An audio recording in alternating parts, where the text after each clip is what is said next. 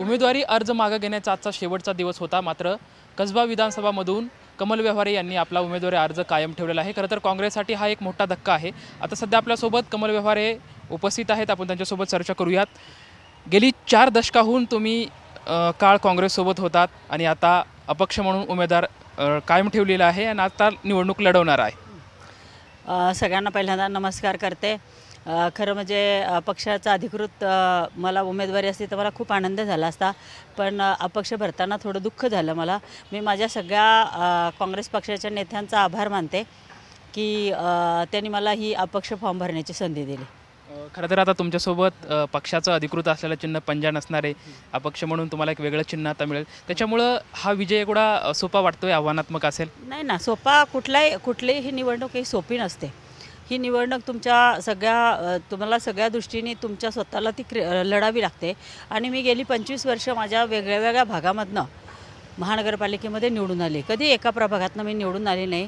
पार दांडेकर पुलापासून ते सेवंडलव चौकापर्यंतचा माझा प्रभाग होता, पार रांका ज्वेलर्सपासून ते ह्याच्यापर्यंत, म्हणजे असा चौफेर माझे 5 प्रभाग होते। त्या प्रभागामधनं लढण्याची मला संधी मिळाली, त्या भागातले लोकांचे प्रश्न सोडवण्याचे मला संधी मिळाली। आणि हे काम करत असताना लोकांशी माझं नातं जुळलं।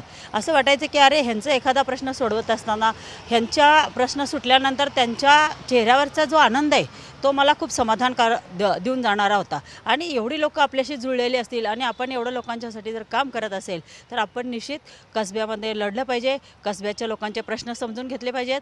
कसब्याच्या लोकांना जेवढं आपल्याला काही मदत करता येईल, जेवढे प्रश्न कसब्याचे माझ्या परीने जितके सोडवता येतील मी तेवढे सोडवण्याचा प्रयत्न करेल। मी खोटं आश्वासन कधीही देणार नाही, कारण मी अपक्ष उभी राहिलेली आहे। त्यामुळे माझ्या हातात किती सत्ता असेल माहिती नाही, पण सत्ता नसताना सुद्धा मी भांडू शकते आणि मी कामं करून घेऊ शकते। हा मला प्रशासनातला अनुभव महानगरपालिकेमध्ये आहे, त्यामुळे मी लढणार। तुम्ही निवडणूक लढू नाही, त्याच्यामुळं पुण्यातील पक्षाचे नेते असतील किंवा वरिष्ठ नेते असतील त्यांच्याकडून तुम्हाला काही मनधरणी करण्यात आली का? खूप लोकांनी मला रात्रभर मला झोपू दिलं नाही, माझ्या घराला गराडा घातला होता। आणि वरच्या नेत्यांपासून म्हणजे मी त्यांची नावं नाही घेत, पण श्रेष्ठींपासून म्हणजे दिल्लीच्या नेत्यांपासून ते गल्लीतल्या नेत्यांपर्यंत सगळे मला विनवणी करत होते, पण मी त्यांना भेटले नाही।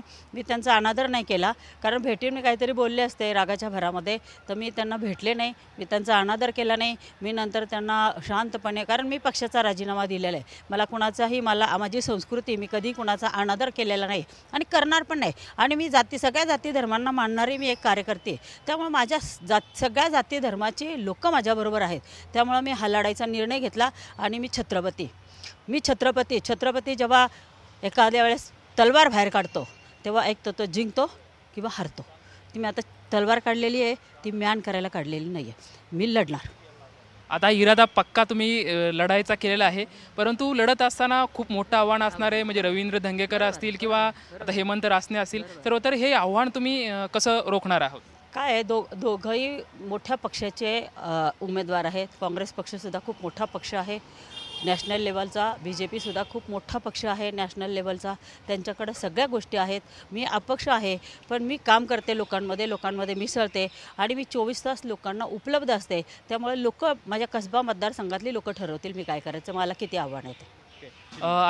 अरविंद शिंदे यांनी म्हणजे काँग्रेसचे शहर अध्यक्ष आहेत, त्यांनी सांगितलं होतं की गेली 4 दशकाहून काही लोक काँग्रेसमध्ये एकनिष्ठेने काम करत आहेत, परंतु मला काही मिळलं नाही म्हणून पक्ष सोडणं आणि अपक्ष उमेदवारी टाकणं हे कुठेतरी मनाला पटत नाही, हे चुकीचं आहे, असे त्यांनी वक्तव्य केलं। हा केलं, बरोबर आहे। अध्यक्ष म्हणून त्यांना बोललंच पाहिजे ते, कारण त्यांना पक्ष सांभाळायचा आहे आणि सगळ्यांची समजूत घातली पाहिजे। त्यांच्या पद्धतीने त्यांनी समजूत घालण्याचा प्रयत्न केला।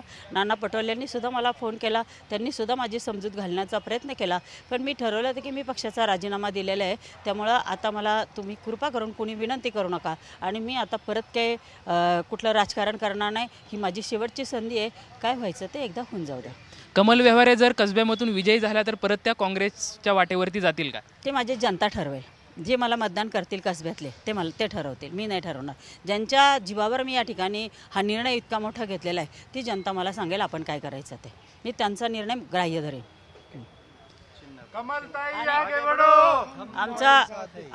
मला आता किटली हे चिन्ह मिळालेलं आहे, मीच घेतलं किटली म्हणून। आता मी अशी किटली गरम करीन ना,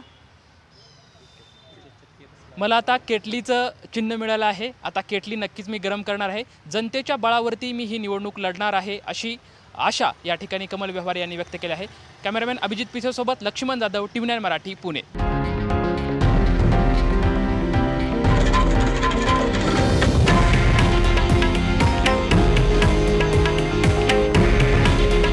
हे आहे देशातील नंबर 1 न्यूज नेटवर्क आणि आपण पाहत आहात TV9 मराठी. काळजी तुमची, हित महाराष्ट्राचं.